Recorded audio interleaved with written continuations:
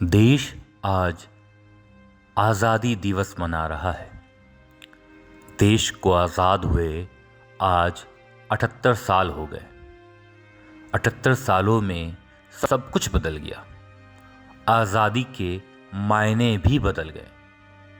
शायद हम उस आज़ाद भारत में रहते हैं जिस आज़ाद भारत में हम आज भी आज़ाद नहीं हैं।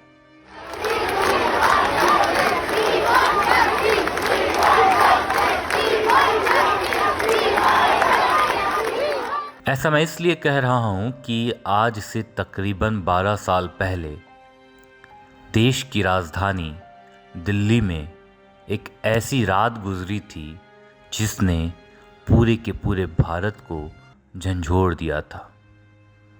उम्मीद थी कि उन्हें जब सज़ा मिलेगी तो ऐसा लगेगा कि हम कुछ ना कुछ तो ज़रूर कर पाए।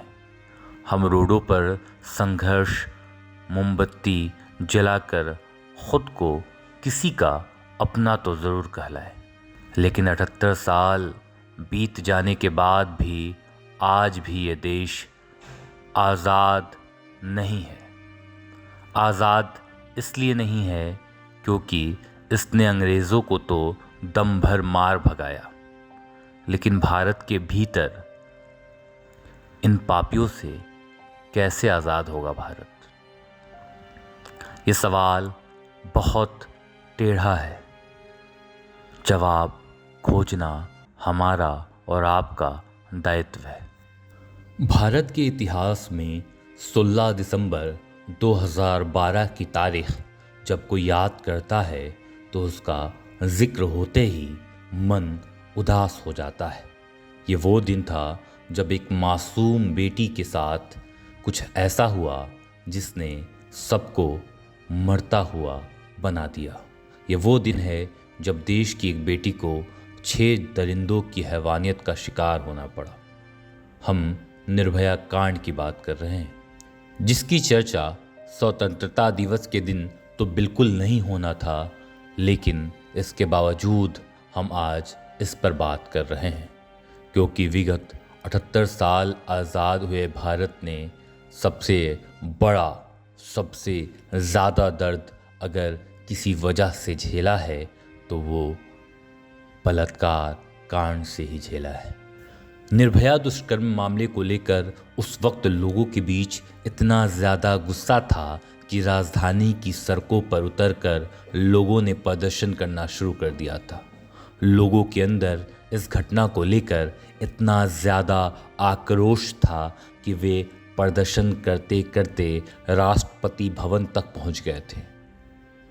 निर्भया केस को 11 साल पूरे हो गए थे। 11 साल पूरे होने के बाद यानी 12वें साल निर्भया को उम्मीद थी कि उसे इंसाफ मिलेगा।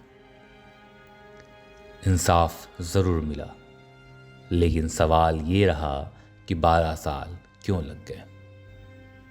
निर्भया मासूम बेटी जो विगत अपने आप को भी ना देख पाई, अपने उस केस को भी ना देख पाई जो लगातार अदालतों में चलता रहा। कभी निर्भया पर टिप्पणी होती रही तो कभी उन दरिंदों पर सज़ा की बात होती रही।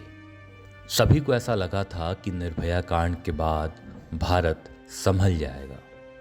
सभी को ऐसा लगा था कि इस केस में जो जज साहब ने सज़ा दी है उस सज़ा को देखकर सबकी रूह कांप जाएगी और ऐसे दरिंदे का मन शांत हो जाएगा।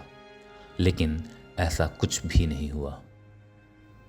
देश की सबसे खूबसूरत इमारत वाला शहर कलकत्ता भी इस चीज़ की अब गवाही दे रहा है। कोलकाता भी अब इन दरिंदों के नाम से पहचाना जा रहा है। पश्चिम बंगाल की राजधानी कोलकाता इन दिनों पूरे देश में चर्चा का विषय बन गया है। मेडिकल कॉलेज में रात में ड्यूटी पर तैनात औक महिला डॉक्टर का रेप होता है और उसकी हत्या कर दी जाती है। इस केस से सब कुछ गायब कर दिया जाता है। इस पूरे मामले में पुलिस की कार्रवाई और उनका रवैया पूरा भारत देख रहा है। रेप पीड़िता डॉक्टर की लाश मिलने के बाद से लेकर जांच करने तक पुलिस पूरा समय मामले की जांच करने से ज़्यादा इस बात पर जुटी है कि कैसे इस बात को दबाई जाए। केस में शुरू से ही तमाम सवाल खड़े हो रहे थे जिनके जवाब नहीं मिल रहे थे और पुलिस इन सब सवालों के जवाब पर लीपा पोती कर रही थी।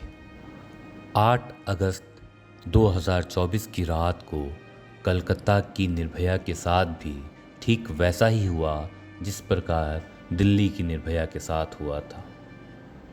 कोलकाता की निर्भया ट्रेनी डॉक्टर का दोनों आँख घायल था, मुंह से खून रिस रहा था, होंठ घायल थे, पूरा चेहरा जख्मों से पड़ा था।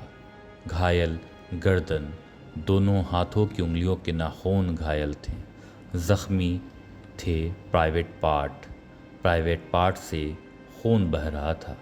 बायां पैर जख्मी हालत में था, पेट पर चोट के निशान थे। दाहिने पैर की एड़ी जख्मी थी, दोनों हाथ की रिंग फिंगर टूट पड़ी थी। कोलकाता ट्रेनी के हिस्से में ये आई वो दर्द थी जो बार बार चीख चीख कर ये बता रही थी कि हमारा देश कब आज़ाद होगा। ठीक उसी प्रकार जिस प्रकार निर्भया कांड के बाद आक्रोशित लोगों ने सड़क जाम कर रखा था, ठीक वैसे ही अभी भी हो रहा है। लेकिन फिर सवाल बार बार ये आ रहा है कि सरकार इतना चुप कैसे होती है।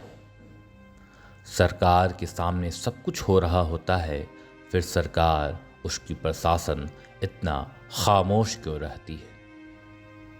किस बात का ये ढिंढोरा पीटते हैं कि हमारा देश आज़ाद है, जहाँ पर एक लड़की, एक मासूम बच्ची अपना काम ढंग से नहीं कर पाती है। रातों को अपने काम से निकलने से पहले न जाने कितनी दफ़ा वो डर का सामना करती है। इस आज़ाद भारत में ये लड़कियां कब तक और क्यों गुलाम रहेंगी?